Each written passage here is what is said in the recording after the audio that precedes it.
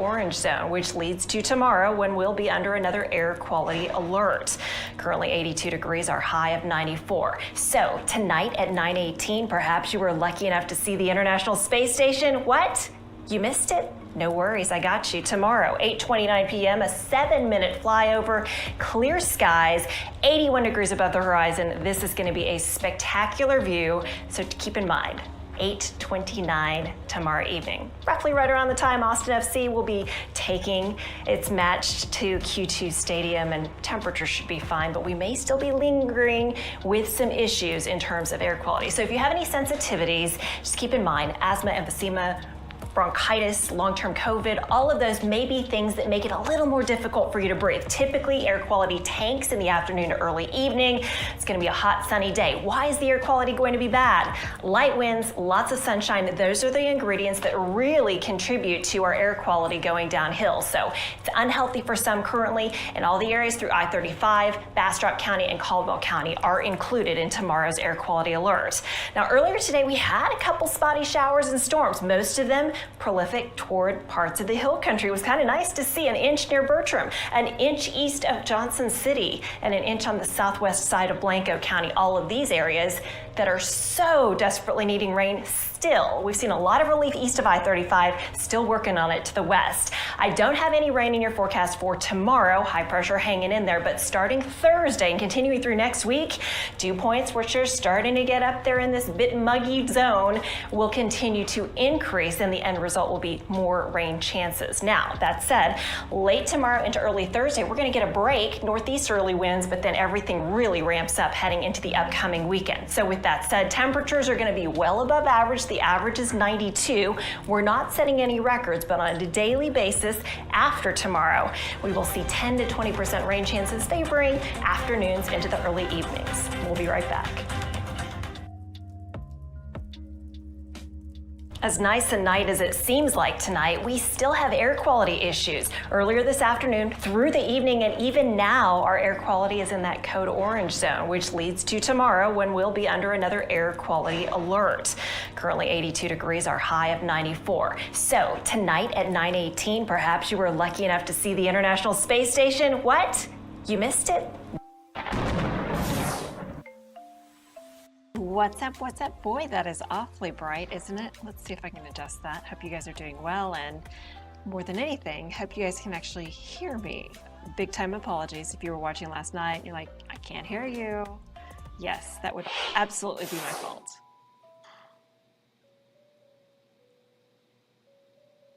Oh, the audio does work. Fantastic. All right. I'm like the shadowy figure. Bad lighting. Let's talk about your forecast. So, temperatures topping out in the mid-90s for the most part through the next 7 days. Apparently, I thought I got it fixed, but apparently the comments are not showing up. I did some tweaks prior to firing a Facebook Live, but I guess they're just not destined to be. I'm gonna have to do some overhauls. Hope you all are doing well, and looking forward to mainly pleasant weather. It will feel like summer, especially by the time we reach Friday through the weekend, with big time heat, humidity back. Not triple digits, luckily. But yeah, the air you can wear will be coming back in with a vengeance. And for your Wednesday, we've got an Ozone Action Day. That will be in effect, which basically means air quality not ideal. Best, nicest upcoming morning, Thursday. 67 degrees, absolutely beautiful. And then the humidity will be surging back in here. All right, let's talk about the tally. We didn't pick up any rain officially in Austin today, although a couple spots in the hill country did pretty well with an inch or so, but we are yet again tracking big time departures of more than an inch over the first 13 days of September. Temperature-wise, we had 94 at Camp Mabry, also 94 at the airport, 2 degrees above average for this time of year. If you have allergies today, it was ragweed that took center stage. In the high range, fall elm, grass, both moderate. Rounding out the list, oh, I said oigwig weed. It should be pigweed. Anyway, O and P so close together on that keyboard. Air quality, as mentioned, is going to be in the air unhealthy for sensitive groups as we work our way through a Wednesday. Keep on checking to see if there are any comments. So far, none. And I'm sure it's something on my end. Maybe you're trying to type something and it's just not happening. Actually, I'm going to see if it'll work. I just typed hi on my phone, and if it appears, great. If not, then back to the drawing board. Rainfall wise, we just saw a few areas along the hill country picking up, an inch or so of beneficial liquid gold. We zoom in a little bit and you can see near Bertram about an inch. In western Hays County, several spots picking up some decent rainfall, and also out in southwest sections of Blanco County, southeast Gillespie County. All of these are areas that need the rain, especially given the drought last 4 days. You can also see generally just spotty rainfall in the hill country, but many areas high and dry. Lake levels sitting at 56% combined. Lake Travis down from 52% full yesterday to 51% full today. Honestly, not a significant drop. It's just we barely went back down through that threshold. I double checked. We are at 644.8 feet today. Back on August 30th, we were down to 644.3. So we're still a half foot higher than our lowest so far of the season. So we're going to see temperatures warm, humidity, especially starting Friday, really surge back in, and sea breeze showers possible. Currently, lay of the land, lots of rain through the desert southwest, extending upwards through the Four Corners and points to the north, and pretty quiet for us with high pressure in control. Today's high temperature, as mentioned, did reach 94. Currently outside it's 80, but we do have those air quality issues. The air quality by about mid-afternoon went from moderate into the unhealthy for sensitive group zone. Oh, who saw the International Space Station? I saw the International Space Station. It looked beautiful Tuesday. If you missed it, here is a sneak peek at Wednesday. Flyover time will be at 8:29 in the evening, a 7-minute long flyover. Much longer, nearly twice as long as the one we saw on Tuesday. In addition to that, it will be 81 degrees above the horizon, so you will not be able to miss it. Sometimes the lower the angle, if you've got trees and buildings and that kind of thing, that can interfere with the view. In this instance, way up high, almost directly overhead, going to be a great view, so check it out. All right, here's that air quality alert for your Wednesday, an ozone action day, unhealthy for sensitive groups. Basically, that means if you have any respiratory issues like asthma, emphysema, bronchitis, long-term COVID, they make it a little bit more difficult for you to breathe, especially afternoon into evening when typically the air quality tanks. So high temperature, 95 degrees, mostly sunny skies, should be a dry day across the board. Air quality currently, unfortunately, is still unhealthy for some. It hasn't budged. And as we look ahead to your Wednesday, it is likely to also be in the unhealthy for some range, hence the ozone action day. Currently on radar, there's one itty bitty tiny shower just southwest of Gillespie County. Everything else is quiet, and I don't expect we'll see much more develop through the overnight, and it should be a dry day ahead as we look ahead to your Wednesday before low rain chances return starting Thursday. So worth noting the rain that we got today out in parts of Hays, Blanco, Gillespie counties, Burnett County, all in spots that really need it the most, with the worst drought conditions across the hill country. I've seen some nice relief after the rain that we saw, some areas picking up significant rain, but now it's almost like we're going to put the brakes on the drought relief because the overall trend will be only for spotty showers in most locations over the next couple of weeks. Probably only seeing, a tenth to a quarter of an inch of rain unless things change significantly. As you can see, the front's still down to our south. High pressure now squarely to our east, and we're going to see our winds generally turn out of the southeast, which will nudge the humidity levels up. This time yesterday that we were talking, I believe the dew point was still in the low 60s. Currently, it's in the mid to upper 60s, which is noticeable. It's uncomfortable. Now, through Wednesday afternoon into early Thursday, we're actually going to see a little bit of a northeasterly punch, and that should drop our dew points temporarily into the comfy 50s, like what Dallas is seeing.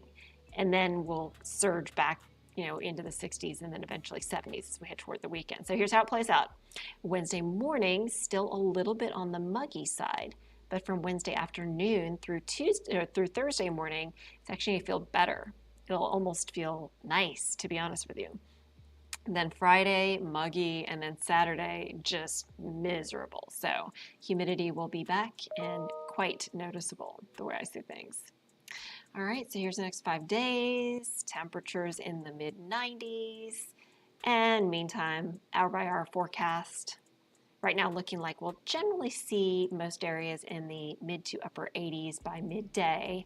And the only areas that might see a stray shower out in the hill country, more than likely even staying dry there.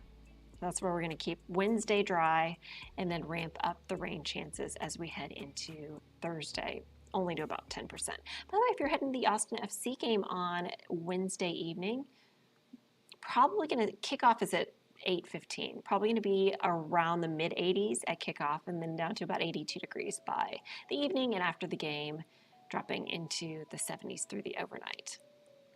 All right. How much rain in the next week? Not a lot of rain. Maybe only a tenth of an inch or so. Best chances of seeing anything more than that going to be southern areas, along I-10, for instance, Highway 90.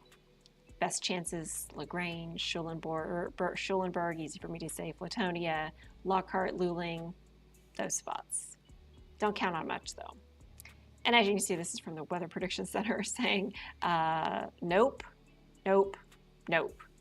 So yeah, again, don't hold your breath. Rainfall, not necessarily looking good. Hey, you know what is looking a little bit better? Development chances of this system that you can see here to the east of the Leeward Islands. This thing could make a run at the Caribbean, a 40% development chance. So we've had Earl, and the next named storm will be Fiona, and the next named storm after that is Gaston. That's on the Atlantic side. On the Pacific side, we've had K, so the L storm, which is probably going to be where this red X is. The L storm is Lester, and Madeline is the M storm. So there you have it. All right, taking a look at your Wednesday. All's quiet for Wednesday, just air quality concerns. Then we move forward. We look at Thursday. Maybe a stray shower storm from a sea breeze, mainly off toward the south and east, just a 10% chance. Then on Friday, slightly better rain chances. I've upped it to 20%. Fast forward to Saturday, busy day on Saturday. Let's see, we've got the UT game against UTSA, 7 o'clock kick. We also have Austin FC that will be playing. So busy evening on Saturday. Temperature 95 for high, probably around 90 degrees at 7 p.m. and then dropping as the sun sets. 20% rain chance. As you can see, this particular computer model even has a stray shower around 9 p.m., which might, if it materializes, affect the game. Meantime, look at Sunday. This is a Pacific system, but yeah, maybe that system that we're looking that could become Lester might possibly develop, area of low pressure into a tropical system. What does that mean for us? Well, in general, we're going to see Pacific moisture roll in and combine with Gulf moisture. So that may enhance rain chances, especially along the coast, but overall it doesn't look very impressive for our area. And then as we look toward Monday, at least in the Gulf, better rain chances. And then as we look toward Tuesday, much the same. And so there you go. That is your forecast in a nutshell on through the next 7 days. So radar is quiet, and we wrap things up with a look at the 7-day forecast one more time with the heat, increasing lows and highs, and the days that I think are going to be the muggiest, probably going to be Saturday through Tuesday, but you'll really start to notice it, especially on Friday. So there you go. Thanks you guys for checking out Chicks Chats tonight, and have a great night. Sorry about the comments not popping up. I've got to work on that, obviously. I don't even know if any of you have commented. For that matter, I don't even know if anyone's watching. Is anybody home? Anyway, take care. Have a great night. And you can always check out your forecast at cbsaustin.com/weather. Have a good one. Avery's got your forecast in the morning.